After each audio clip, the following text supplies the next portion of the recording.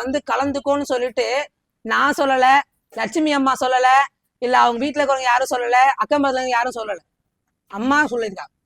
இன்னைக்கு நீ இந்த பூஜைக்கு வரணும், இங்க ஹோமம் நடக்குது, இங்க நீ போய் கலந்துக்கணும், அந்த ஹோமத்துடைய பலனை நீ பெறணும் அப்படின்னு சொல்லிட்டு மக்க மனுஷால் யாரும் சொல்ல கிடையாது. இறைவன் உங்களை கூப்பிட்டு இருக்கிறாரு, அம்மனுடைய அனுகிரகம் இருந்திருக்குது, அதனாலதான் நீங்க வந்து இங்க உட்கார்ந்துருக்கிறீங்க. இதுதான் உண்மை. இது யாருமே இல்ல அப்படின்னு சொல்லிட்டு சொல்ல இல்ல, என்ன சாமி கூப்பிடலங்க, என் லட்சுமி அம்மா தான் கூட்டாங்க, என்ன இல்ல எனக்கு ஒருத்தவங்க சொன்னாங்க அதனாலதான் வந்தேன் அப்படின்னா அவங்கள சொல்ல வச்சது யாரு? அப்படிதான் யோசிக்கணும் நம்ம. ஏன்னா இன்னைக்கு எல்லாமே பாத்தீங்கன்னா ஒவ்வொரு சார்ந்து சார்ந்து சார்ந்துதான் நம்ம எல்லாமே பண்றோம் அப்படின்னும் போது இறைய சார்ந்து நம்ம எல்லாமே இருக்கிறோம் இன்னைக்கு. ஏன்னா நம்ம இறையோட குழந்தைகள், இன்னைக்கு அவங்களுடைய குழந்தைகள் தான் நம்ம எல்லாருமே. அவங்க எல்லாம் நான் கிடையாது, அவங்க எல்லாம் ஒரு அணு அசையாதீங்க. அதுதான் உண்மை. மக்கள் வந்து நிறைய பேர் வந்து சாத்வீகம் நாத்திகம் எவ்வளவு பேசினாலும் உண்மை மூலக்கூறு இறைவன் ஒருவனே. இறைவனோட சக்தியாலமோ ஆற்றால மட்டும்தான் இங்க எல்லா உயிர்களுமே இயங்குது.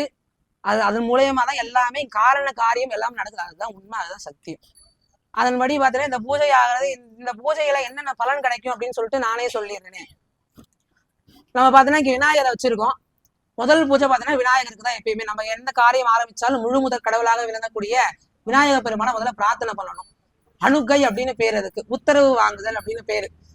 நான் ஒரு காரியம் செய்ய போறோம் அப்படின்னா உத்தரவு கேட்கணும். நம்ம யார்கிட்ட கேட்கணும்? நம்மளுக்கு வந்து முழு முதல் கடவுள் யாருன்னு பார்த்தீங்கன்னா விநாயக பெருமான் தான். அவர்கிட்ட முதல்ல அனுமதி கேட்கணும். நான் அந்த பூஜை செய்ய போறேன், செய்யலாமா? ரெண்டாவது யார்கிட்ட கேட்கணும்? என்னோட குலதெய்வத்திட்ட கேட்கணும்.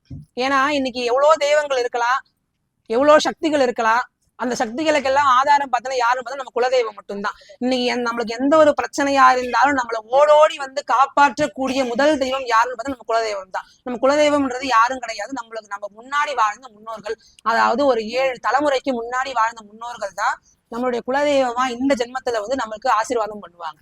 அப்போ குலதெய்வத்தை பிரார்த்தனை பண்ணணும். அடுத்து யாரை பண்ணணும்?